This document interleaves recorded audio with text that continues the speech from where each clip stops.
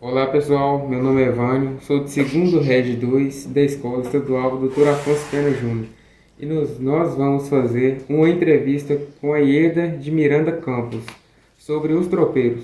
Saudações poéticas, eu sou Ieda de Miranda, recebendo aqui os alunos do Afonso Pena para falar sobre um tema da nossa cultura muito marcante, né?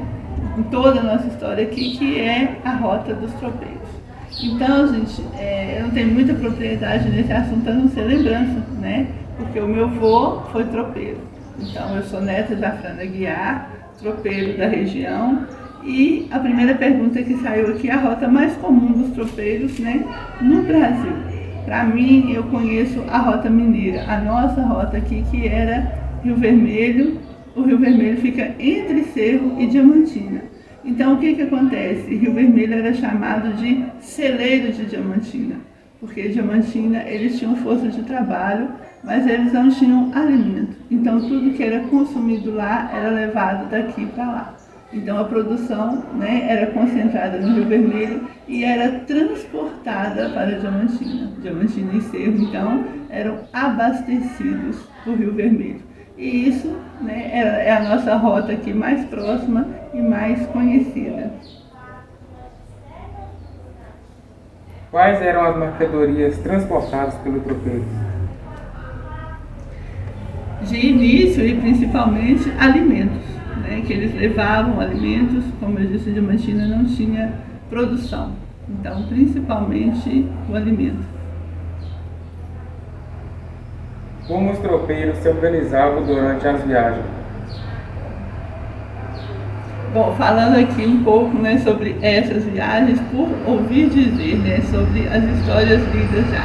Os tropeiros, eles se organizavam o seguinte, eles tinham paradas obrigatórias, né? Por isso que surgiu até o termo tropeiro, que hoje a gente conhece como um alimento, né, que é o feijão tropeiro.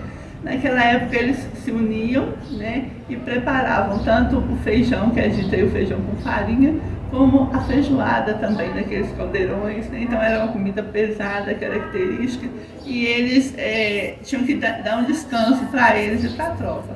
Então esses lugares, né, esses pontos estratégicos já eram marcados durante a viagem. Eles já saíam com o tempo, né, o tempo contado até tal ponto e até o ponto final.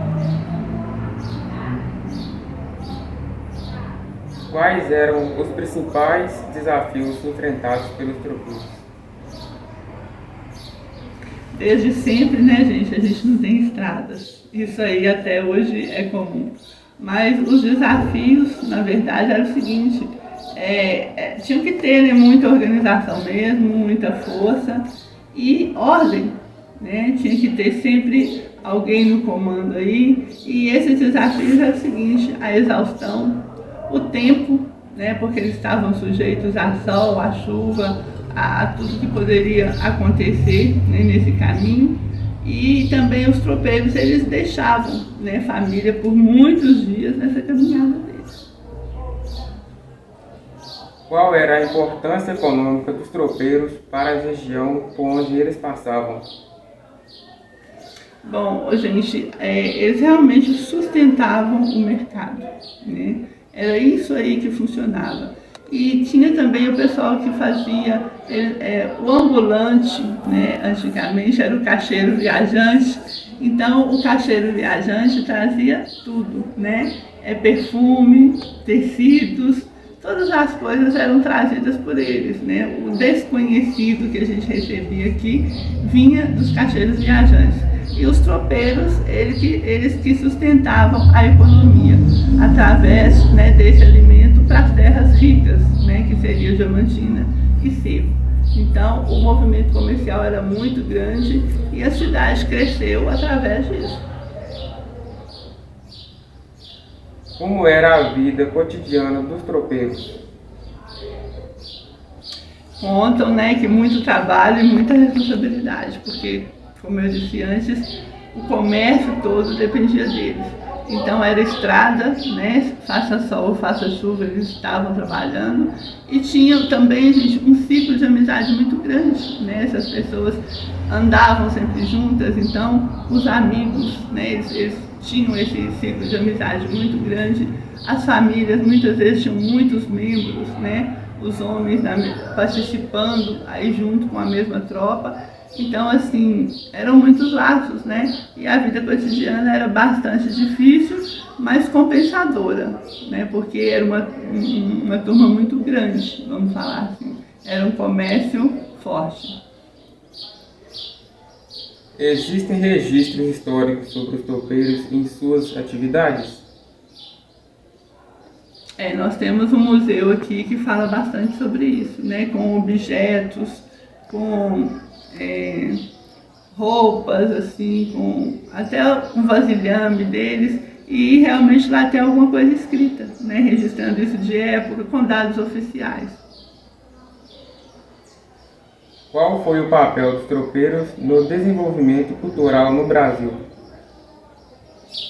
Foi essencial, gente, porque essas idas e vindas, né, isso era um canal de comunicação, um canal que a cultura era transmitida e absorvida, então era uma troca de experiência muito grande. Então o desenvolvimento cultural do Brasil, nesse ponto aí, né, a troca de experiências, e cada um, por exemplo, igual eu falei do caixeiro viajante que tinha uma mercadoria diferenciada, os tropeiros, né, da nossa região que trabalhavam com alimentos.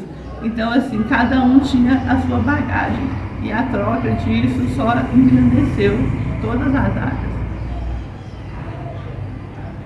Os tropeiros ainda existem no dia de hoje? Em que contexto?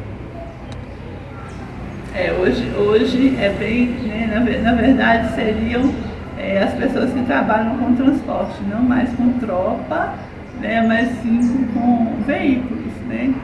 Hoje então eles foram substituídos, né, pelos caminhoneiros, que também são assim, uma grande força, né, no Brasil inteiro, esses homens da estrada aí que trabalham sem descanso mesmo.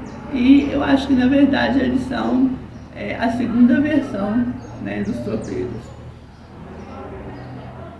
Há algum museu no local histórico que preserva a memória dos tropeiros?